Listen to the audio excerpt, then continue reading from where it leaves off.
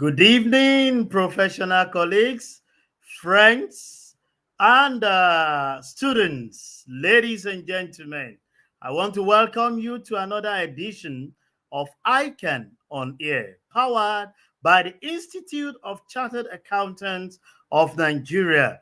Today, the fifth day of the month of July, which happened to be the first edition in the third quarter of the year 2022.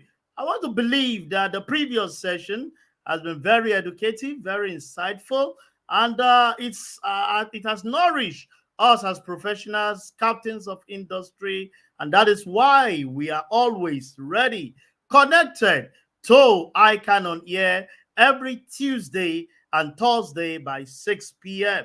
And today, I have come with a topic that borders on each and every one of us.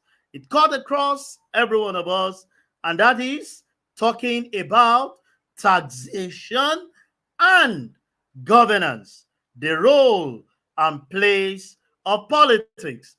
You and I understand how important taxation is all about, and also governance on its own.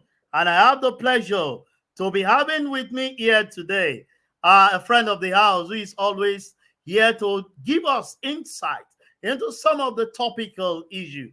I'm talking of no other person than a friend of the house, a professional par excellence, Mr. Taiwo Oyedele, FCA. Mr. Taiwo Oyedele, FCA, is a partner, Fiscal, and African tax leader, PwC. He is an author, a keynote speaker, a strategist, policy analyst, and commentator on finance, business, and economic matters. He's a topic leader of the Public Finance and Taxation Policy Commission and chairman of the Debt Management Roundtable of the National Nigeria Economic Summit Group, chairman of the Taxation and Fiscal Policy of the faculty of the Institute of Chartered Accountants of Nigeria, a member of the Taxation Board, to mention just a few. He's a member of the Global Tax Forum and former member of the Global Governing Council of AAC. He's an alumnus of the London School of Economics, Yale University, and Harvard University. I can tell you that we are in for another educative section with an erudite scholar in person of Mr. Taiwo Oyedele. And in no distance time, I will be welcoming him to the program of today. But before then, let me quickly take a break.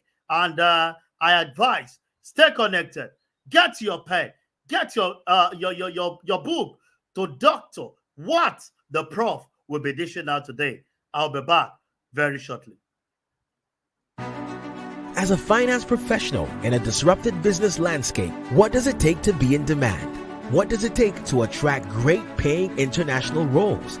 If you're an ICANN member, it'll just take one exam. That's all it takes to complete the globally recognized CIMA professional qualification and the internationally respected CGMA designation. As a CIMA member and a CGMA designation holder, employers will look at you as a finance professional, constantly acquiring new skills to add value to the business. That's why they'll be willing to pay premium to hire and retain you. If you have 5 years of relevant experience and are an ICANN member, you can directly sit for the final exam of the CIMA Professional Qualification, the Strategic Case Study exam. Start studying the CIMA Professional Qualification. Prepare to make an impact.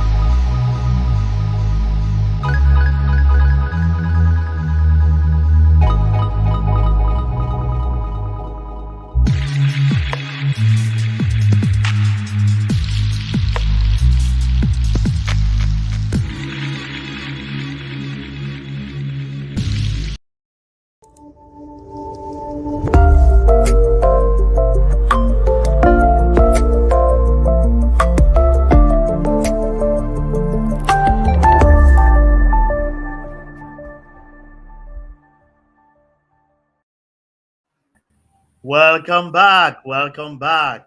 Welcome back. And this is another edition of ICAN on air.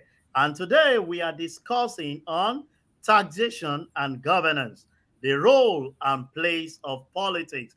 And it is my pleasure this evening to have with me in the studio an erudite scholar, a seasoned professional, and person of Mr. Taiwo Oyedele, FCA. Mr. Oyedele, good evening. My pleasure to have you here this evening.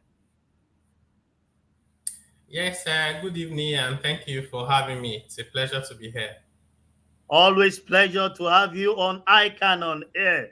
And like I told our listeners, I'm sure they've gotten their pen and paper to doctor things down the way Prof will dish it out. Let me start the program of today by setting the context. What is the relationship between politics, taxation, and governance? Yes, thank you very much. I think many times professionals don't see the linkages between politics and I'll say maybe even everything else. So, politics will determine what happens to the economy. Politics will determine regulations and laws that would affect professional practice. Politics will determine the quality of governance. Politics will determine, even the taxes you pay, how much you buy petrol, how much you pay for dollars, if you are looking for dollars to do anything.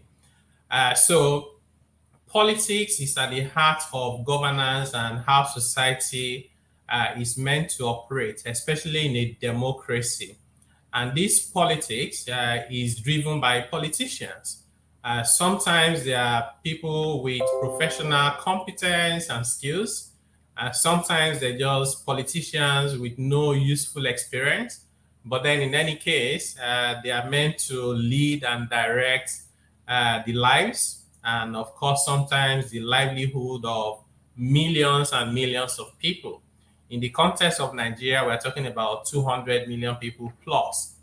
So politics is at the heart of governance, and together determine the issues to do with taxation, whether you want to promote, equity and reduce inequality, whether you want to try and protect the poor and the vulnerable, whether you want to have a progressive system of taxation, whether you want to tax basic goods and consumption, or whether you want to exempt food items, for example, from tax. All of these policies derive from politics, and we have seen across the world that sometimes politicians make decisions not about what is really good for the economy and the people, but what is good for their political career.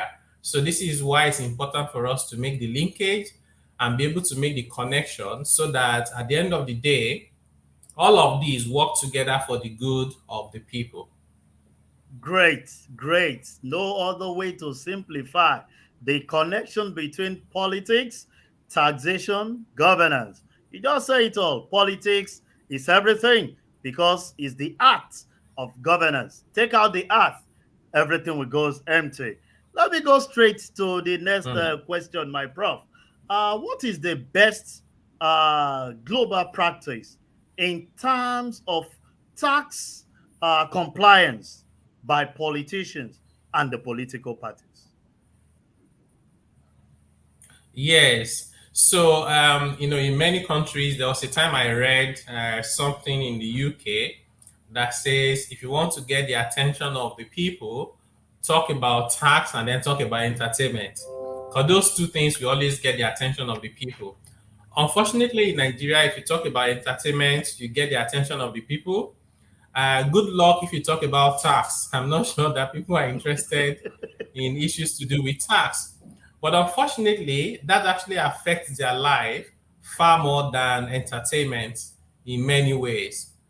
So what you find in most places across the world is that, especially when it comes to the time of elections like this, the number one item on the agenda is always taxation. Will my taxes go up? What will this government that is incoming, what will they do to me? What will happen to my pension? What will happen to my social security and safety net? Many people are very excited to have free healthcare, right? But that's paid for by taxation. So there's really nothing that is free in the world. Someone else is paying for it. And in many countries, it's tax money that they use in subsidizing or making payment for those various facilities and services. So what you then find is, because taxation is so critical to the social contract about society and how we live together, it means that people pay attention to who are going to be their leaders and their disposition towards taxation. First and foremost, those individual politicians aspiring to hold political office must be able to demonstrate themselves that they are tax compliant, that they have been paying their taxes as at when due. Otherwise, it would be a contradiction for a tax evader to preside over taxpayers' money. We also find that in many countries, including Australia, US, and so on and so forth, that even political parties are also required to comply with tax requirements, including preparing financial statements, filing tax returns, and paying taxes on their income that is not exempt. And then we've seen instances when Barack Obama was first elected in 2008. One of his nominees, the IRS in the US said had not paid full amount of taxes, and his nomination was withdrawn. This is the best practice you find around the world, that politicians have to be tax compliant. So also are political parties, because that sets the tone for the entire tax system, which is itself, the heart of the social contract between the people and their leaders. Great, great. You can say there is a connection between taxation and the social contract, knowing fully well that everything that we call free is actually being funded by the taxes being paid by people. Mhm. And from what you've said, it seems we still have a long way. Eunice, I will come back to you, but there is a link with my next question so that I won't lose that line of thought. Let me ask Prof this question by saying, what is the legal position in Nigeria regarding tax compliance by people or persons seeking political office and their political parties themselves? Why is Nigerian different? Just from what you said, you said about someone that had to withdraw because he didn't comply with full payment of tax. So what's the legal position, Mm. Prof? Yes, interesting question. Yeah, right. So in Nigeria, unfortunately, the legal position is not very straightforward. So on one hand, the Constitution and that Section 24 says that every citizen must declare their income honestly and pay their taxes promptly to the relevant authorities. So what that means is, the Constitution, in my view, is very clear that this is the obligation of every citizen, even though some of us believe it shouldn't even be citizens alone. Even if you are not a citizen, but you are in Nigeria and using our facilities and infrastructure and all of that, you should also pay your taxes. But for this purpose, we can focus on citizens, because they are the ones who can be, holding political offices. So that's what the Constitution says. Now, if you now move to the Personal Income Tax Act, it requires that every person must file their returns and pay taxes on their income generated within and outside Nigeria, except if those income are exempted. Even when they're exempted, you must still file returns, except that you may not have to pay tax on it. Yes. So this is what Peter says, and there's a penalty if you fail to file your returns. Even if you're an employee and PAYA has been deducted and remitted to the relevant tax authority, you still have the obligation to file your returns and include if you have any other income, maybe rental income, side hustle, all those kind of things. Right. So under the Companies Income Tax Act, it now says that the tax clearance certificate, actually under also Peter as well, the tax clearance certificate that you get, having paid your taxes and file your returns, it should be a precondition for people who want to hold political offices. But if you look at the Electoral Act, it did not say anything about tax clearance certificates. On this basis, politicians sometimes hide under the fact that the constitution did not say that if I fail to pay my taxes, I cannot contest an election. Because the section that talks about disqualification for elective position did not mention tax clearance certificates. This is how we have succeeded as a society to complicate what should be a very straightforward matter, not only from a legal standpoint, but also from a moral perspective. That is why we are not seeing a lot of traction in this regard. Very, very, very serious. People that are supposed to be the leaders, declaring, their income with honesty and paying promptly, because there's a lacuna. They tends to say it. Eunice was asking a question based on your intro, Mm. because, like, this is an interactive session where we encourage our participants to throw questions. And Eunice was asking that you said policies are derived from politics and politicians. She's asking, should we be involved?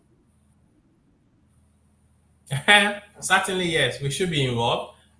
You cannot, because again, people don't become the smartest around just because they have been elected into an office, right? So the politicians and our political office holders come from among us, and they don't have all the knowledge. Nobody does. So, which means we all have to join hands together and make our own contributions. You may be an expert on fiscal policy matter. Another person may be very good with technology and innovation. Another person in the area of security, and so on and so forth. So it's a joint effort. And the right response to that question is yes. All of us have to contribute, particularly professionals who have a lot of knowledge to share with our country. Great, great. And I think I can give kudos to our institute because I'm being made to understand that we have the professional arms under the intergovernmental aspect where politicians are groomed, possibly in a more professional way to give a dividend to it. So I'm sure that satisfied the question of unit. While I proceed, Prof, you made mention of some gap in the area of tax compliance by these politicians.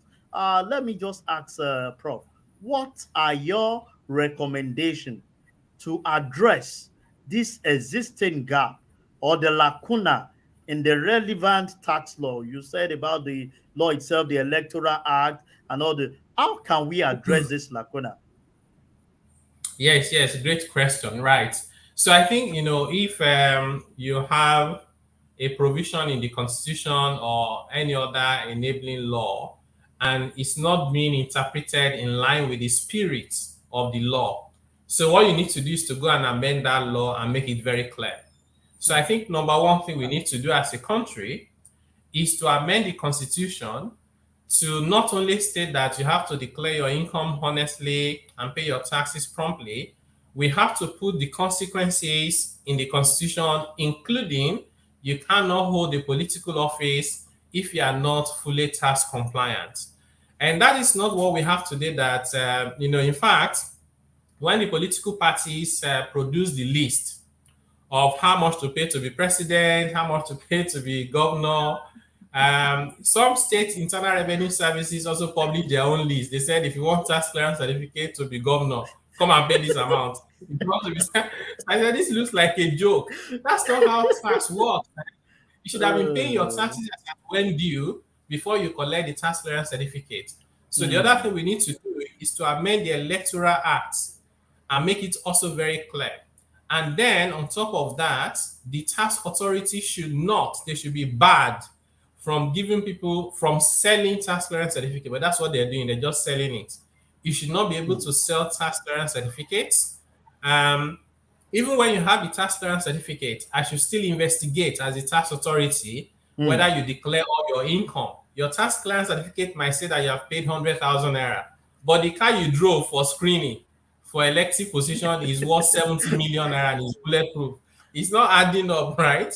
Of So, and course, for of those, course. yes, for those who have evaded taxes like that, we should prosecute them. This is what they do in many countries as global best Mm, practice.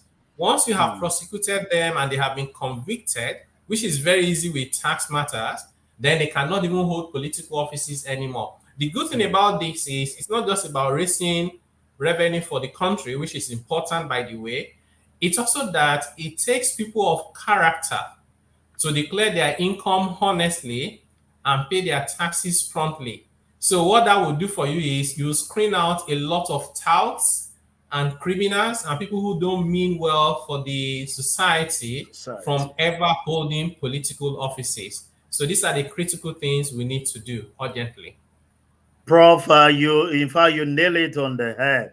To just cover the lacuna, I'm sure my professional colleagues and friends of chartered accountant and are hearing this. You have just recommended to us that we need to amend the constitution, not just driving it in the area of revenue, but attaching consequences to people Mm, that are deferring, not selling tax clearance when the election is coming. We should be able to have yeah, good track record of who you are in the last 5 years, 10 years, because those taxes on their own, as what they are actually contributing to the society on its own.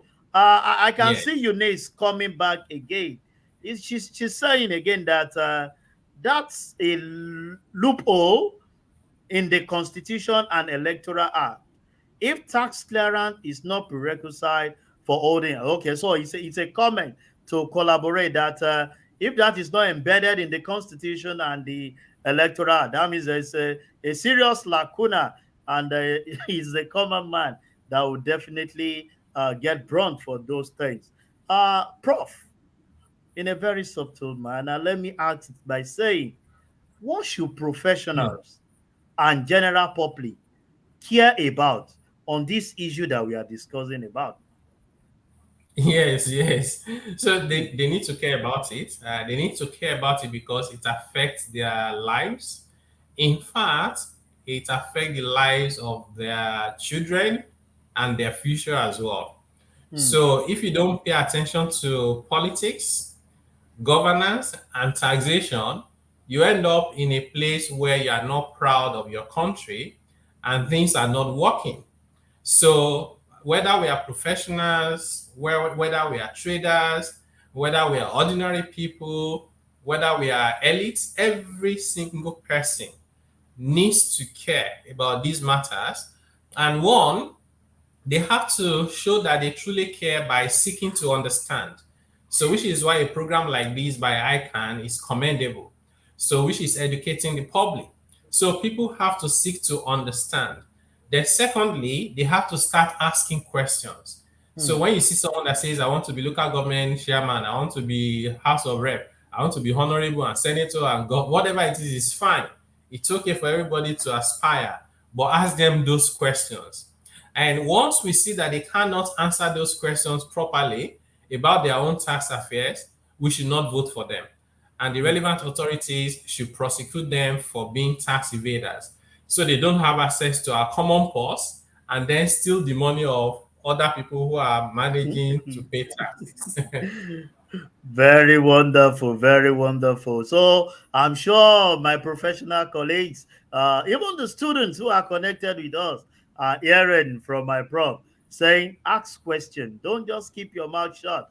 The next 4 years, somebody is going to determine your faith. And if you don't speak out, you just be silent for so much. Let me take it to our audience. There's a question being projected from Fajbola Adeniyi. He's saying, excluding the tax clearance certificate from the Electoral Act, is it in the best interest of Nigerians or politicians? How do we address this malady now or in the future? Yeah, so good question. I think even as of today, if you want to do the right thing, it's easy to do the right thing when you really want to. There's no law that says that INEC must comply only with the Electoral Act and the Constitution, right? INEC is a body in Nigeria and they must comply with all the laws of the Federation of Nigeria, including the Companies Income Tax Act and the Personal Income Tax Act. So those tax laws already specify that this should be a requirement, but because it's not stated in the Electoral Act, the politicians are getting away with it. We know that there's a new electoral act. Unfortunately, it did not address this problem. So, which is why those of us now who are citizens of this country must begin to raise the awareness and put the pressure on the policymakers to clearly amend both the Constitution and the Electoral Act to make this one a prerequisite. Not only the tax clearance certificate itself, but full compliance in terms of, did you declare your income 100%? Did you declare it on time? Did you pay the right amount of time? Did you pay it promptly? Did you pay it to the relevant tax authority? So those are the things we have to do, and I don't think we can wait for another 4 years before we start. Yes, of course. Waiting for another 4 years is like mortgaging and killing ourselves for what is not. You've heard it by professional colleagues that we need to speak out, we need to get involved, we need to ask questions. By the time we get involved, we will be able to give direction in some of this area that Prof is alluding to. Let me proceed with my question for you, Prof. The way you've handled this topic, I can see that it's of high relevance for professionals to get involved. Prof, what is your advice to our audience? Not just on this call this evening. It's not about chartered accountants alone. We've had students, we've had professionals from other professional bodies. We've had captain of industry here. What would be your advice to our audience this evening in terms of political participation? They said it's a dirty game. Should we get involved? Yeah, yes. This is something that is often said time and time again. Politics is dirty. Politics is dirty. But the reality is that it's not politics that is dirty. It's that the politics now is being played by dirty people. Hmm. So when dirty people do anything, they make it dirty. So what we have to do is for more people who are in quote not dirty to get involved. As you know already, politics is a game of numbers. So if you have more good people than dirty people, then we begin to clean up the political system. After all, there are many other countries where they play politics. They have democratic government, and their politics is not as dirty as it is in Nigeria. What you find when you're talking about politics in many countries, they go and dig out your past, which is okay because we want to be sure that people who are leading us are the right people, the way they have presented themselves, but not the one where people sometimes can get so violent, where there's a lot of corruption, where there's a lot of, like vote buying and manipulation and all of that. So that dirtiness that we have now is because we don't have enough people with character, with competence, who mean well for the country and are patriotic within the political organizations. So I would encourage professionals and other members of the public who are listening to us to take interest, active interest, join a political party. You can start from your ward level. If you want to be a honorable, do that. Whatever you want to do, you have to join. And for those who are not card carrying, make sure that you take interest in policies, in the manifestos, in educating people around. Especially for those of us who are educated, we have the obligation to educate our fellow Nigerians. Some of them, like for example, even my mom, I would say, ask questions about these things. Who do you want to vote for and why? And you just find that by asking those questions because they trust your judgment, they believe in the way you are guiding them to say, okay, mommy, don't collect money from anyone to vote. In fact, anybody that gives you money to vote, if you are going to vote for them before, don't vote for them again, right? Hmm. So those two things can help to make a big impact, and therefore we all have to participate one way or another. Because we have been seen as an enlightened person, educated person, we should be seen to guide some of the people that believe in our judgment, and that's another space to it. And I learned something from what you said the other time. At least countering that word that politics is dirty. It's not dirty. It's because it's being played by the dirty people, and they use the dirtiness to make it to look dirty. Let me Mm, welcome this question, although I look at it from the, but I need to give room for Samuel. He's asking that, Prof, employee of an organization are eligible to tax clearance? If yes, how will you advise that they go about it? This just to add to the knowledge of what we're saying. Prof, over to you.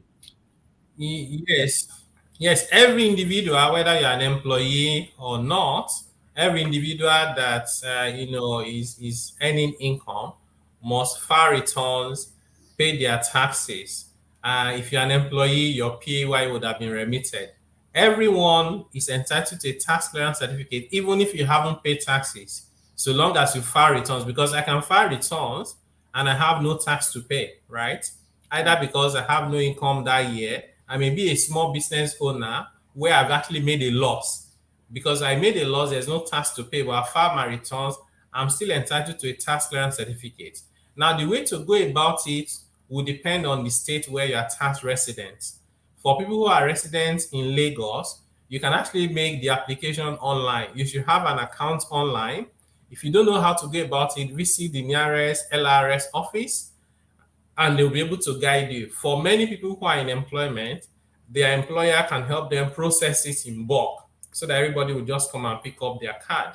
And once you have it, then it's updated every year as you file your return. So I will advise this person to reach out to the nearest tax office in whichever state they are tax resident for more information on this. That's part of what we said, educating our members, educating the public on the things you've done. And thank you very much, Prof, for that education for Samuel who just asked the question. Before I go on a very short break, let me bring out this question from Olusoji. He's asking, how best can we effectively deploy fiscal policy and responsibilities in line with the global best practice in order to enhance Nigeria GDP year in, year out? Good question. So I think, I always have to say that, taxation and fiscal policies are tools, they are instruments. They will not on their own bring wealth and grow your GDP. But because they are very, very powerful tools, you can use them to stimulate and make the economy activities to actually blossom. So, for example, you may give incentives to promote certain activities. You may reduce the tax rate to protect poor people. You may facilitate a particular sector by the kind of incentive that you give. You can also use tax incentives and fiscal policies to discourage what is coming into your country. So there are many ways in which this can be done.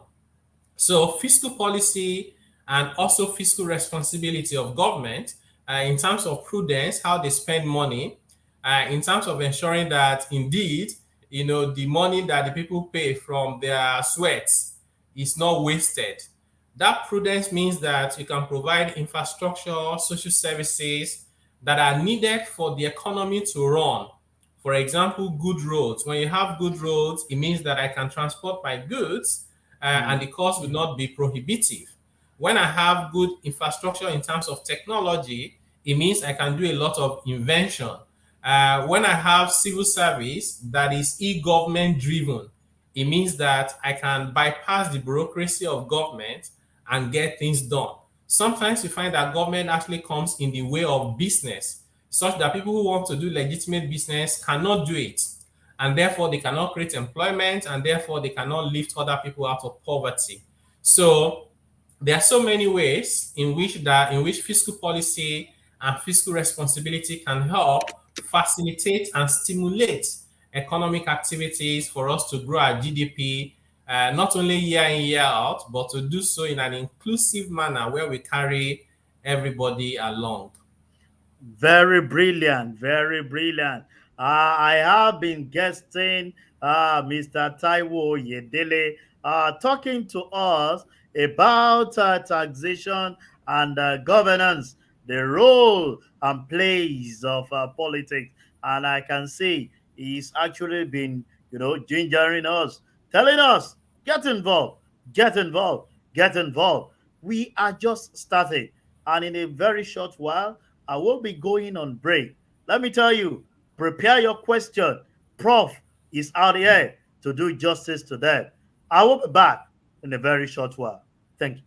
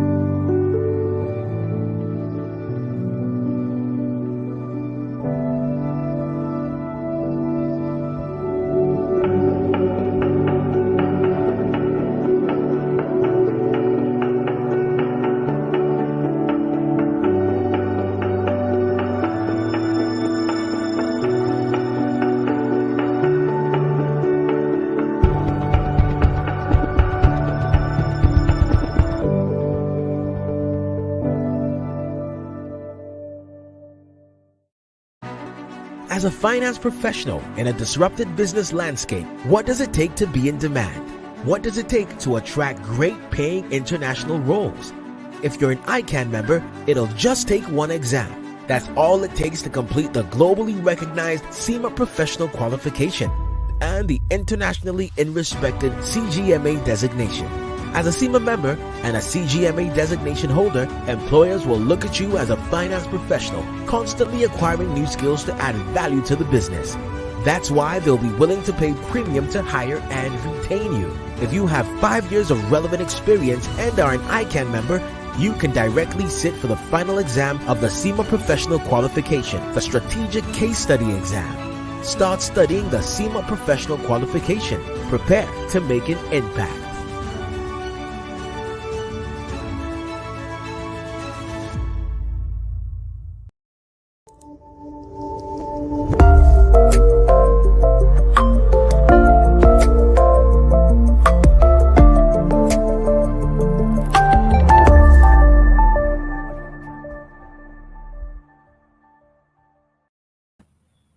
Welcome back, our professional colleagues, to this Tuesday edition of ICANN on Air.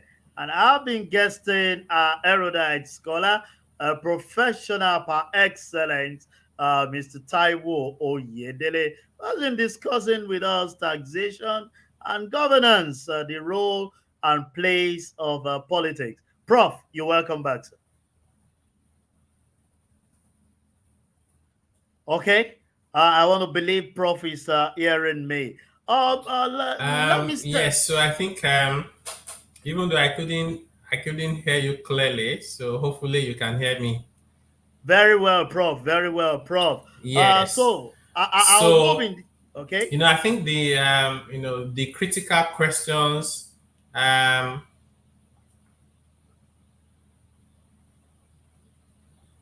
ahead, Prof. Go ahead, Prof. Yes, Okay. can you hear me? Yeah, let me just quickly say that you recently shared 10 critical questions that people should ask the presidential candidate before they decide who to vote for. You've said it that as professional, we should ask questions from the councillor to the honorables to the senator to the House of Rep member. Would you like to shed more light, let's say on 3 or 4 of some of these questions that you said we should bother on our politician?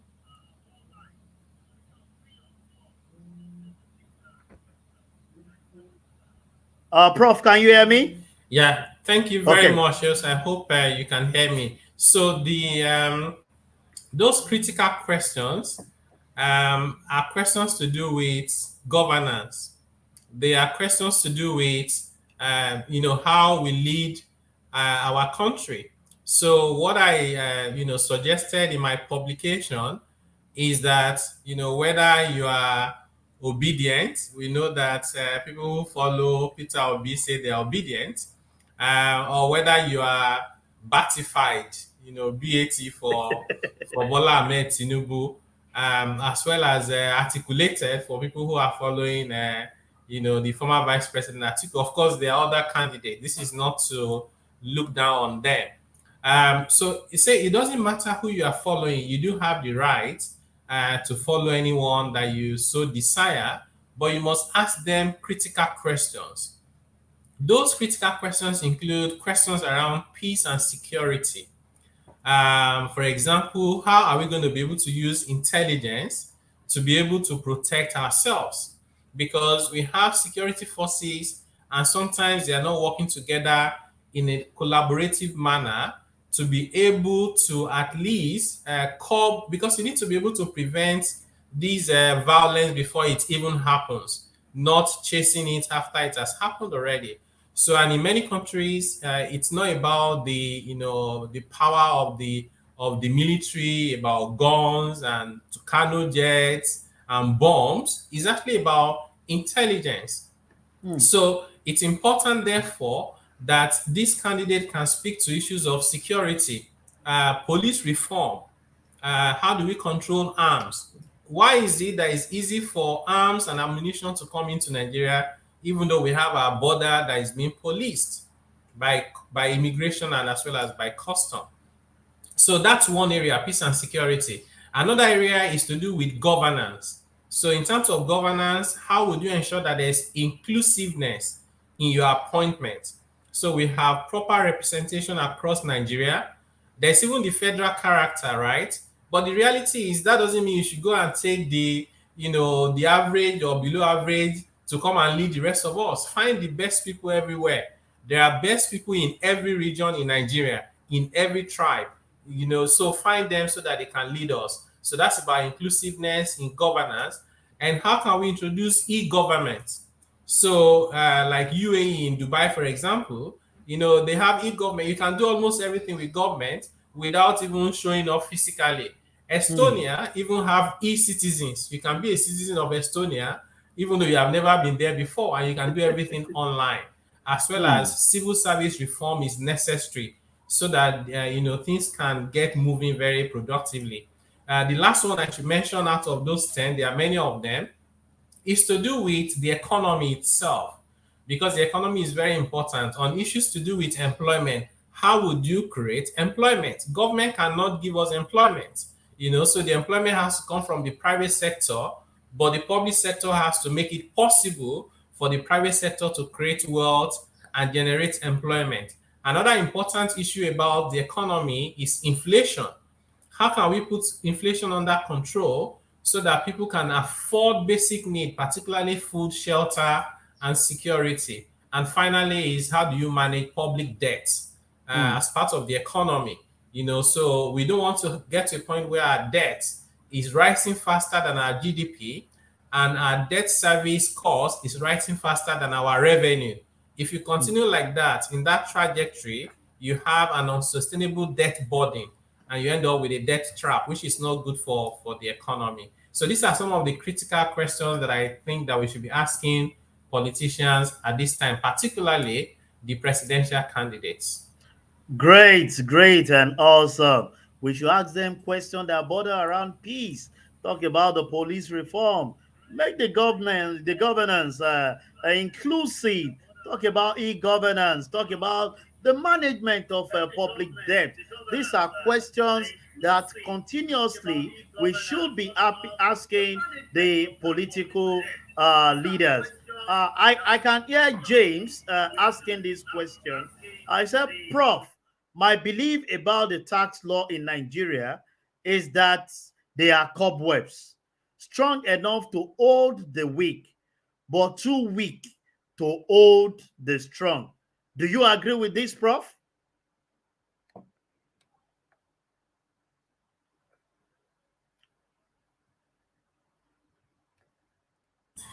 That's a very interesting analogy, and I think I actually agree because we have decided as a people, and people in the right places and right authority have decided to make it like that.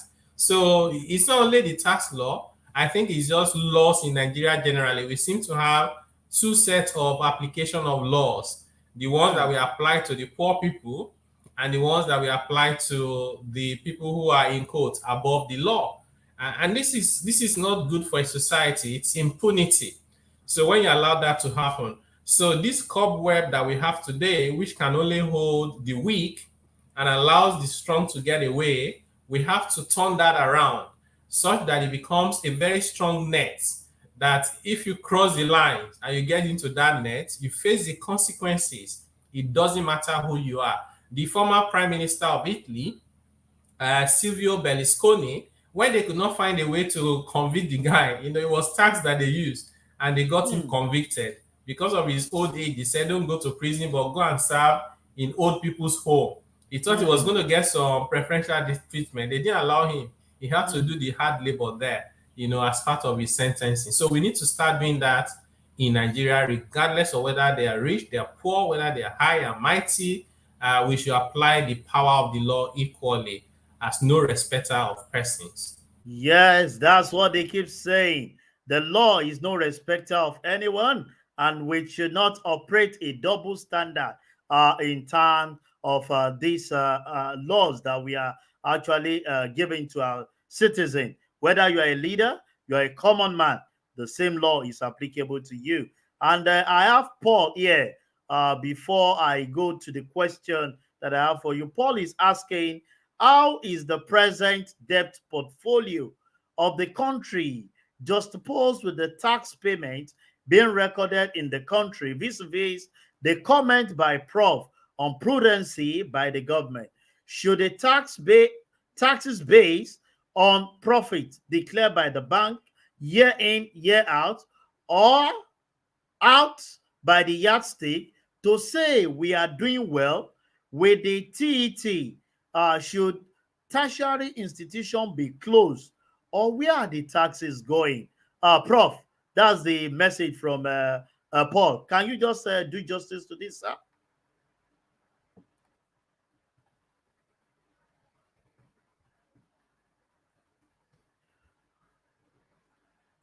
Yes, very interesting comment there. Quite long, but I think it's very understandable how Paul feels about this question. So, because even though we say we don't generate enough money as a country from taxes, but even the one we are generating, where is the money going? I was looking at the tertiary education tax for the past 10 years, and I noticed we've collected 2 trillion naira, over 2 trillion naira from education tax alone in the past 10 years. Yet, in these past 10 years, the universities have been on strike more than they have been in session. So the question is, the private sector are working so hard and paying these taxes. Why is it not reflecting in the outcome that we are getting? So, and that goes for almost everything. There is over 2 trillion naira that was generated from VAT last year. We have companies income tax, petroleum profit tax, and the list goes on and on. Even if the amount we are generating is not enough, the little we are generating, how are we spending it? Are we being efficient, or are we being wasteful? And I think that the latter is more like the case in Nigeria today, that our political class are very wasteful, they are extravagant, they are flamboyant, and many of them are also corrupt. So, but the solution is not to stop paying taxes. The solution is to make sure we hold them to account. Otherwise, we'll never have a society we can be proud of. You can say that again, Prof. Our leaders are not sincere with some of the things that they do. They are corrupt, and you've just advised us. It's not to now say because they are embezzling some of this money, we should stop paying tax. No, what we need to do, like you said at the beginning, is to ask questions, hold them accountable, and with that, everybody will know that going into governance is not a child's play because people are going to ask question. Prof, it's been a wonderful time with you, but I will not let you go until you go back again to exemplify, because this is the time of politics and you've asked us to get involved in it. Please share with the audience that analogy around obedient, batified, and articulated. Those three combined, those are the three key people that everybody seems to be struggling with. Prof, Educate our members on these three.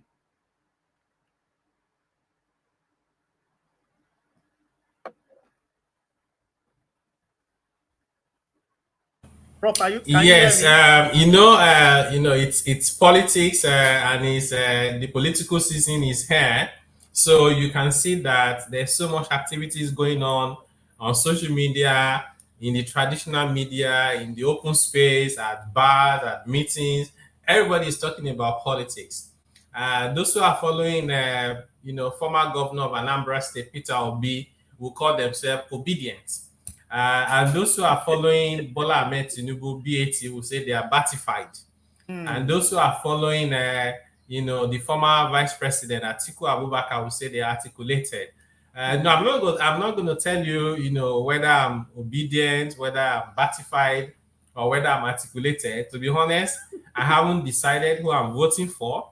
It may be one of those three people. It may be someone else, because I'm one of the people who don't believe in wasting votes. I'll vote for you even if it's the only one vote that you get. I'll vote for my conscience and what I think is right. It's not about whether the candidate will win or not.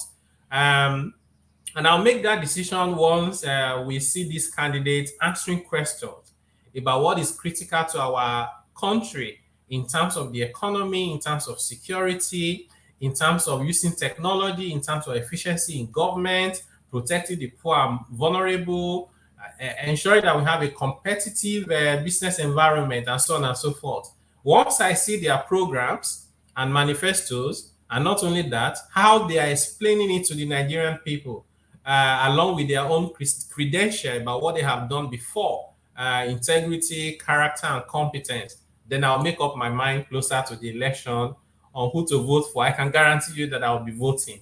But as of now, I don't know who I'm voting for yet. Oh, that is great. And I think Prof is telling other people that go get your PVC. That is the only license. As we heard, he has said it. He's not yet, he doesn't know whether he's an obedient person or he's batified or he's articulated. But one thing is sure, as those people come to space to tell us of some of the things that they will be doing, definitely he will look at the best person, and he says something that is very germane: vote for your conscience, even if it is just one person. Time is not always our friend, and on this note, Prof, please, your parting shot. I would have loved to extend this time by another hour, but please, your parting shot, Prof.